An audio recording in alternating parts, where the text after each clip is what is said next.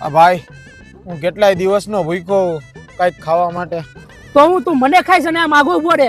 ના ભાઈ કઈક પૈસા દિયો તો હું બહાર ખાઈ લઈશ.